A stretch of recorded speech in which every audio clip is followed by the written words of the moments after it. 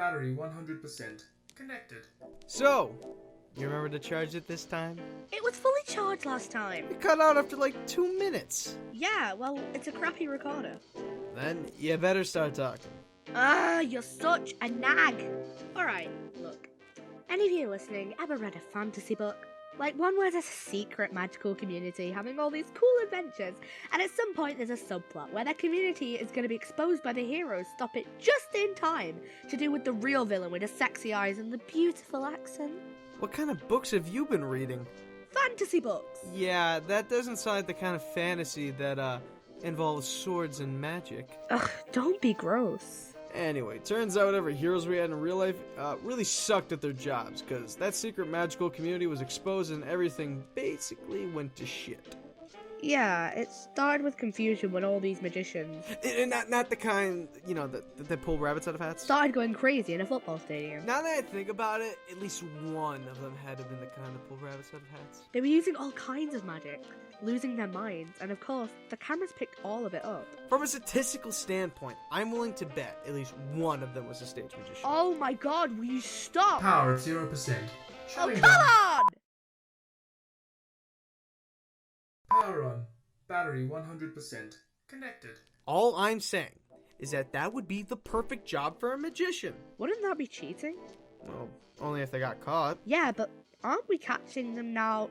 No, I'm not doing this. We're not getting distracted again. Alright, once the secret was outed, some guy none of us had ever seen before held a press conference. He had great hair.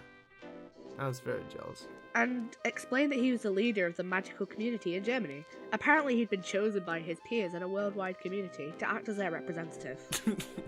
What? Oh, come on. There's something hilarious in choosing the Germans as your envoys of peace to the world.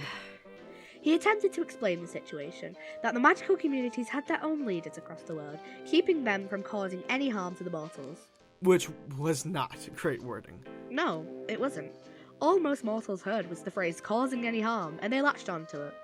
Suddenly, people were terrified.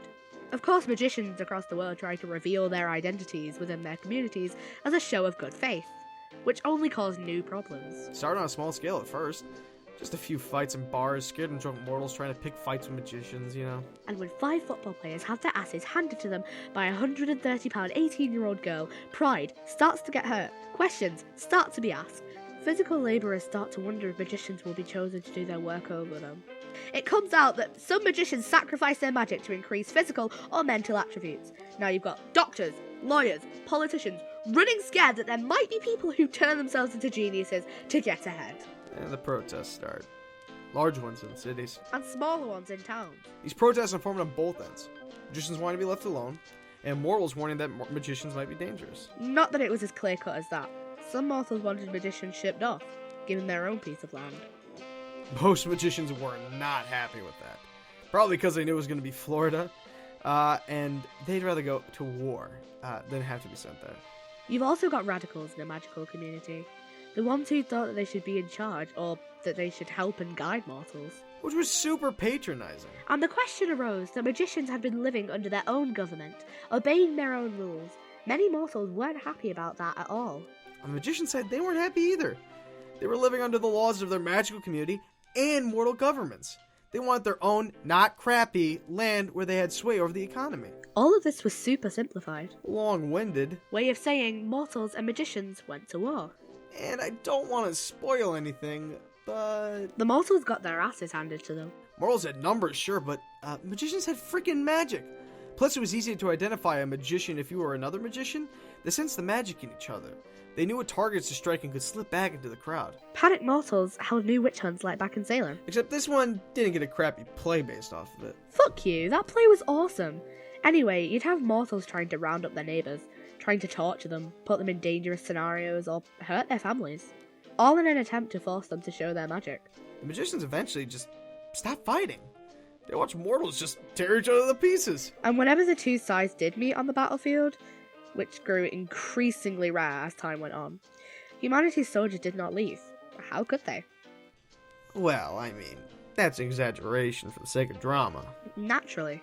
Not every fight ended with magicians coming out on top.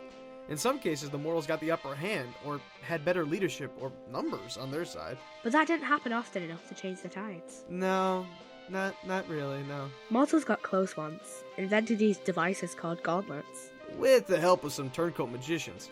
Gauntlet technology allowed the use of a single spell per device. Obviously, no one chose spells that would help with dishwashing and growing roses, which is weird because someone with that power would make for the best roommate. Like you know anything about what makes a good roommate. What's that supposed to mean? You live on my couch, you don't pay rent, and you don't even clean up after yourself. So these gauntlets leveled the playing field during fights. Mortals now had limited magic and greater numbers, but they still couldn't detect magicians, which became the deciding factor in the war.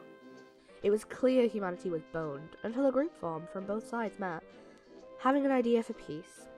They built the Apotheosis, the device that would change the world and end the war, but not in the way they thought. See, the Apotheosis was meant to siphon magic from the world, leaving everyone mortal in an attempt to return us to something close to the peace we once had. But someone in the team had other plans and sabotaged the device. Device? You make it sound like it fits in your pocket. The Apotheosis was huge! Fair enough. Now, we won't go into too much detail on what happened. I can see the recorder's battery light flashing at me, so I'll talk about it in another log. But the Apotheosis, once activated, enhanced magic in the world. In mortals, in magicians, in the ground, in matter. Everything was infused with magic, twisting and changing the world into the place we live now. Which is great, because that's where all the fun stuff started.